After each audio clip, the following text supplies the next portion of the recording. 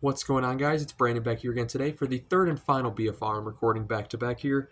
Game 51 against the Carolina Hurricanes in Carolina. It was a 6 o'clock game on January 30th, almost at the end of January here.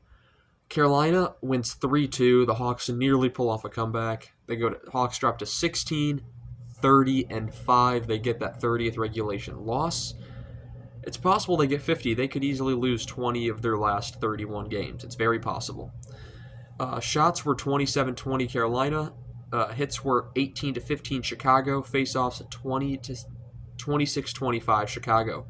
Power plays, both teams go 0 for 2. Soderblom saves 24-27. Kochetkov saves 18 out of 20. And of course, the Hawks are playing their former player now, Taylor Hall, who they traded to Carolina just about a week ago now when you think about it.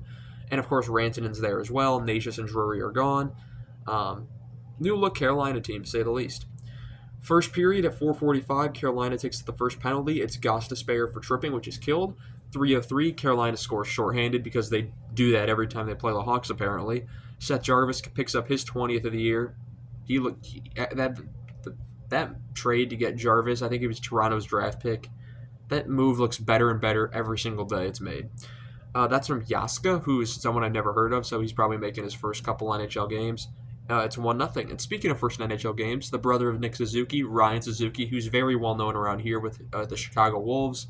So I know him pretty well, not personally, but who he is. And of course, Nick Suzuki's brother is always going to garner attention. The last first round pick from 2019 to make their NHL debut. So that entire draft is debuted in the NHL, which is pretty cool to think about, considering 20 years ago that wasn't always a guarantee. 122 Chicago goal to Ilya Mikheyev to tie the game. 9th of the season from Foligno and Dickinson to make it 1-1. Second period, Carolina goal to Mikko Rantanen with his 26th of the season. 15:08, it's his first as a Hurricane. Roslovic and Orlov with the assist. 2-1 game, and a minute and 7 seconds later is the killer. Jacob Slavin scores with his 4th of the season from Blake and Yaska once again to make it 3-1. So Yaska's first multi-point game, I assume. Congratulations to him, whoever you are. Hopefully I'll be seeing your name a lot more in the future, just not against the Hawks. 6:23, Carolina penalty to Blake for high sticking, which is killed, and we go to the third, where Connor Bedard gets the team within 1. 13:31, he gets the breakaway goal, and that's his 15th of the season from Jones to make it 3-2. 4:25, Chicago penalty to Reichel for tripping, which is killed. 40 seconds to go, Chicago penalty to Foligno for tripping, which is killed. 10 seconds to go, Carolina penalty to Slavin for slashing, which it's 4-on-4 for the last 10 seconds of the game. But the issue is there, they take too many penalties at the end of the game. You're not going to generate a lot of chances when you're on the penalty kill late in the game, when you should be having your goalie pulled. And yeah, that kind of screws you over. But Soderblom now getting back-to-back starts. I think we're seeing there's a good chance by the end of the season he could be the full-time starter for the Hawks.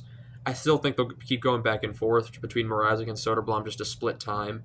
But the way Soderblom's playing, going into next season, Mrazek's on an expiring deal. I believe Soderblom's on an expiring deal. But is he? Or does he got one more year as well? But he's earning his money this year, I will say. Comparatively to last year, I can't say this enough. It's like night and day, apples and oranges. Soderblom has had a fantastic year, and I hope he gets some justification for it when he gets his next contract, to say the least. But I want to thank you all so much for watching this video. 3 BFRs should go up bam, bam, bam over the next couple days. And, of course, you got the game against Florida on the 1st. That is on Saturday, I believe, at noon. And, yeah, I'll be at work, so hopefully I'll be able to catch parts of the game. But anyway, guys, thank you all so much for watching this video. I shall see you all in the next one. Have a good one.